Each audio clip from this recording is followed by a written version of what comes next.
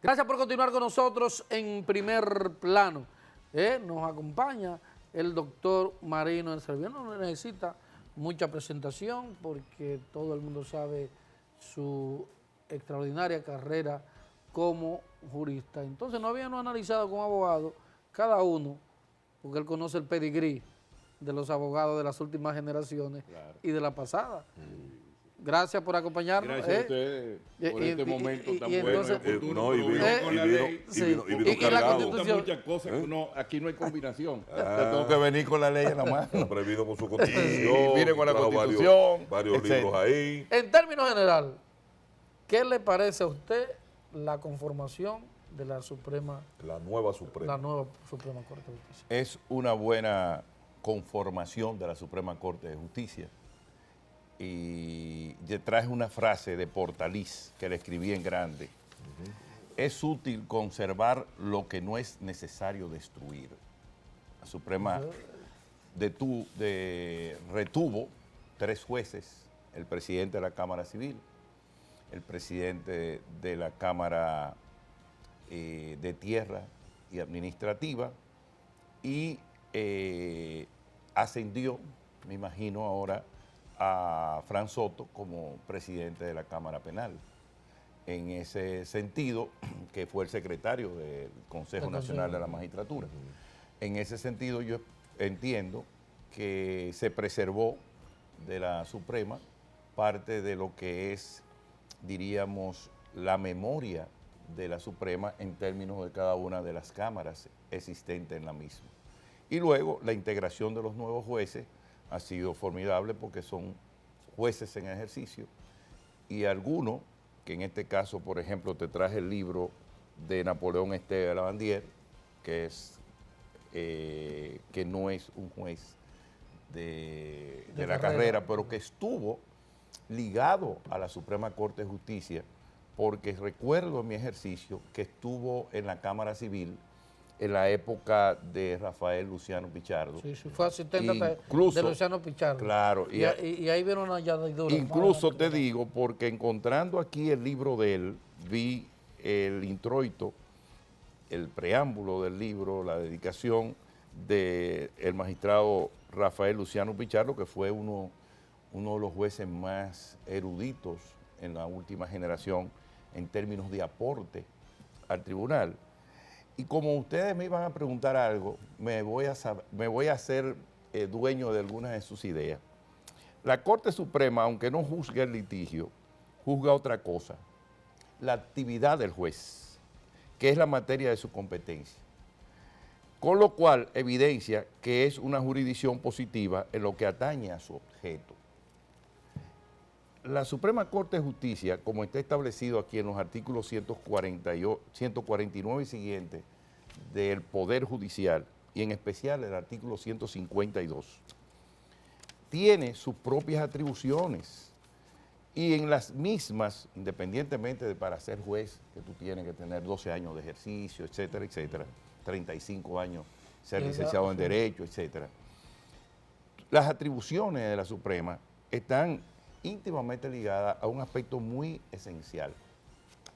Excepcionalmente la Suprema, como es el caso, por ejemplo, de Odebrecht, conoce asuntos de fondo y lo arrastra un senador que le da la competencia para que otros entren dentro de esa jurisdicción privilegiada, que no es tan privilegiada, porque el que va a un tribunal pierde para una sola decisión pierde el doble grado de jurisdicción.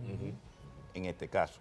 Y sobre esa parte, la Suprema Corte de Justicia, evidentemente, lo que hace es control. ¿Qué controla la Suprema? Las decisiones de los jueces de primer grado. En ese sentido, siempre tiene que estar apoderada por una parte, porque la Suprema per se no llama a ningún juicio, ni busca un expediente para conocerlo ella. A menos que sea apoderada. Tiene que estar apoderada por una persona interesada, actor incumbe probatio. Es decir, usted que está interesado en eso, usted le toca probar cuál es el perjuicio de esa decisión y cuáles son los alegatos en la Suprema Corte de Justicia para usted pedir que esa sentencia sea anulada y que la misma sea variada porque ha violado ya sea el debido proceso, la tutela judicial efectiva o los principios generales del derecho, ya sea en la doctrina o en la jurisprudencia. Es decir, que cuando la Suprema va a una instancia, yo soy culpable de un hecho, pero se me violó el debido proceso. Correcto. Entonces la Suprema dice, bueno, esa sentencia es nula. No es nula, no vale esa sentencia contra la vuelva a los juzgados. Es verdad que vendía su droga. No. Pero la forma que lo llamaron. La Suprema no puede decir eso. La Suprema tiene que decir, vuelva y juzga a ese ciudadano porque usted no ha cumplido con el debido proceso. Entonces le manda a un nuevo juicio.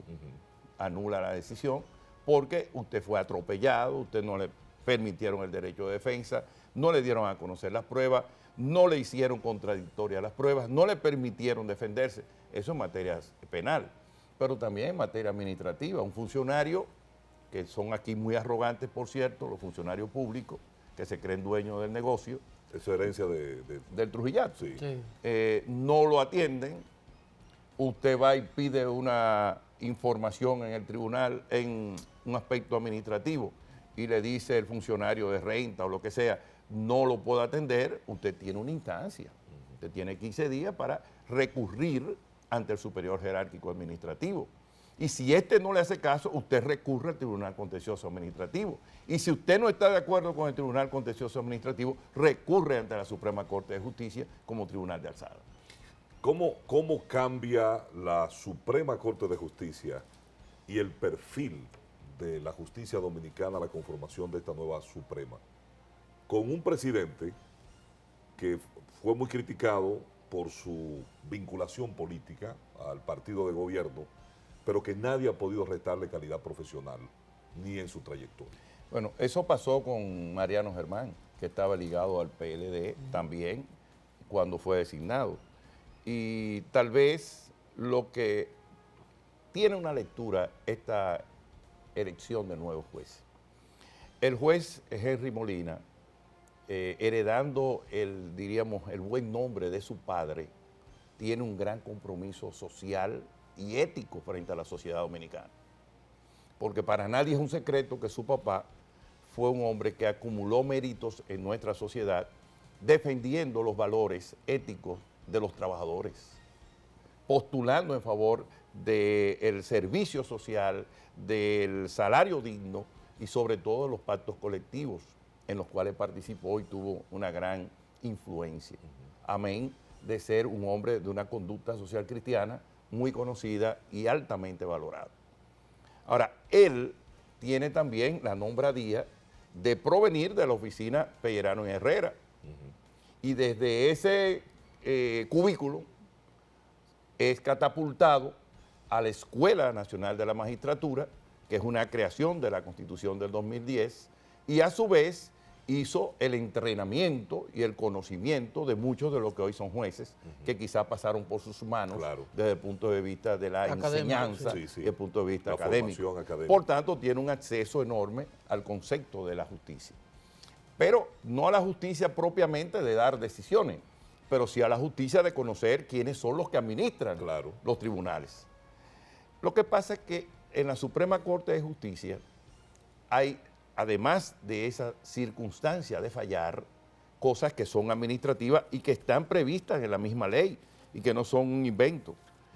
El presidente de la Suprema Corte de Justicia, junto con el Poder Judicial, que tiene el llamado Consejo del Poder Judicial, está integrado por el propio presidente, por un juez de la Suprema Corte elegido por el Pleno de la misma, en el artículo 155, así como un juez de Corte de Apelación, o su equivalente, un juez de primera instancia y un juez de paz. Ese Poder Judicial es el que conforma realmente el verdadero poder. Y la Suprema Corte de Justicia a lo interno se convierte en órganos jurisdiccionales, pero en el Poder Judicial es que se realizan las actuaciones administrativas, que nombran, que trasladan, sancionan, que ascienden, que crean nuevos mecanismos. Por ejemplo, en este momento, y perdóname que te interrumpa, el presidente de la Suprema Corte de Justicia debe pensar en lo que llaman el retardo judicial. Otros le llaman mora, yo no le llamo mora porque la mora es como si tú tuvieras un retraso de pago de un banco. Pero a los banqueros les gusta decir mora porque ellos también tienen su lenguaje. Nosotros no creemos eso, creemos en el retraso judicial. Una justicia tardía se convierte en una injusticia. Injusticia. Pero ¿qué pasa? Faltan tribunales, falta personal y falta presupuesto. Porque el presidente de la Suprema Corte de Justicia no es mago. Usted no puede ejercer una buena administración de justicia en un furgón. Entonces, en la provincia de Santo Domingo tenemos un furgón infame, donde se administra justicia a la mayor población de la sociedad. Y es un sistema injusto, y es un concepto clasista, elitista, excluyente que tiene la sociedad dominicana y que tiene el Poder Judicial, y que él, como presidente de la Suprema Corte de Justicia, debe abordarlo de inmediato. Pero se han dado varios Picassos para construir. Bueno, pero no es un problema de Picasso. Aquí tú ves a los evangélicos que antes de erigir sus templos tienen grandes campamentos y llevan su silla y llevan unos aire acondicionados móviles y celebran ahí sus cultos. ¿Por qué no se hace algo así más dinámico, más decente que ese infame furgón? Que en un furgón. Es un problema también de administración y de concepto de igualdad y además de un concepto ideal de justicia donde todos somos iguales ante la ley. Yo he pensado, y lo he dicho en todos estos días, que cuando uno está a ese nivel es como quien llega a Grandes Ligas. Es correcto. Todo el mundo batea, coge, se supone que hay un estándar, porque cuando yo veo a la gente que si fulano, si todo el mundo es un excelente profesional para llegar a optar y a ser seleccionado ahí. Sin embargo, viene la pregunta del millón. ¿Hubo repartición, distribución, asignación para políticos, partidos y grupos económicos? Me gustaría esa respuesta cuando retornemos. Ya regresamos con nuestro invitado. Esto es En Primer Plano.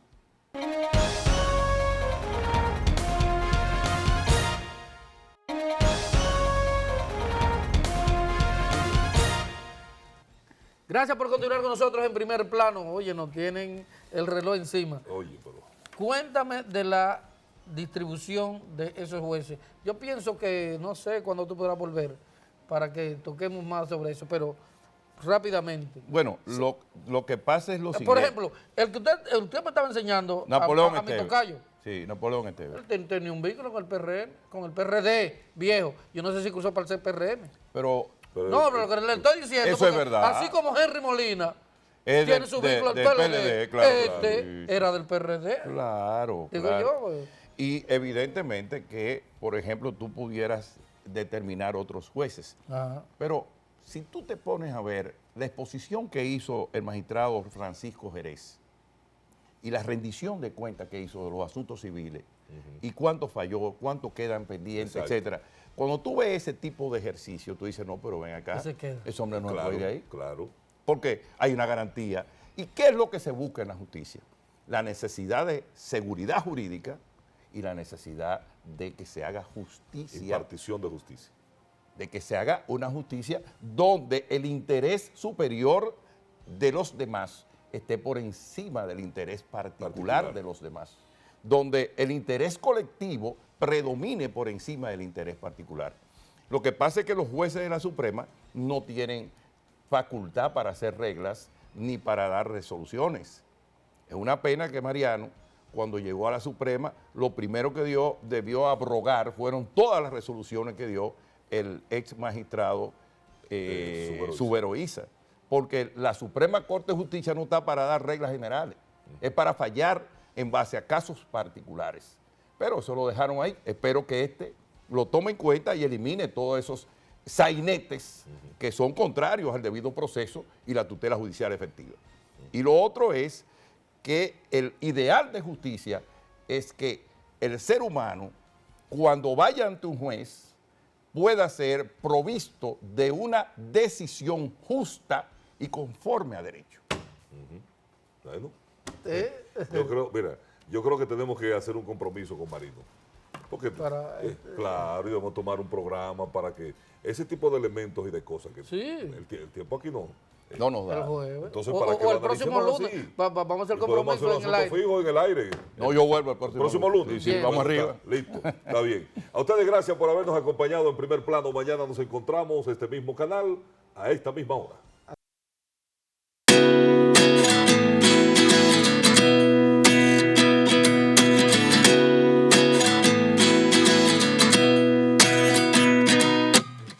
29 and I find myself wondering, what did happen to the last 10? I ran away with my life, fast forward.